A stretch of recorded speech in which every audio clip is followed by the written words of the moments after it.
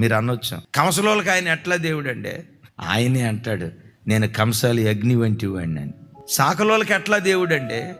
నేను చాకలి సబ్బు వంటి వాడిని అంటాడు. రాజులకి ఎట్లా దేవుడు అండి అంటావా? నేను రాజులకు రాజుని అంటాడు. అయ్యో, బ్రాహ్మణులకి ఎట్లా దేవుడు అండి? యేసుక్రీస్తు ప్రధాన పూజారి, ప్రధాన యాజకుడు. మా కాపులకు దేవుడు కాదండి అని అంటావా? అసలు నంబర్ 1 కాపు యేసుక్రీస్తు వారు అంటాడు కదా, నేను నాటిన ద్రాక్ష తోటను దివారాత్రులు కాపాడుచున్నాను, కాపు కాయుచున్నాను. కాపులాయన మేము కమ్మోళ్ళం అండి, మాకు దేవుడు కాదంటావా? ఆయన మాటే కమ్మదనం. మేము మాదిగోళ్ళం అండి, యేసు ప్రభు మా దేవుడు కాదంటావా? దండోర వేసిందే బైబిల్. ప్రపంచంలో ఎన్ని జాతులు ఉన్నాయో, ఎన్ని కులాలు ఉన్నాయో, నాసిక రంధ్రాలలో ఊపిరి ఉన్న ప్రతి మనుషునికి యేసే యేసే యేసే నిజదేవుడు. ఆయన తప్ప వేరొక దేవుడు లేడు.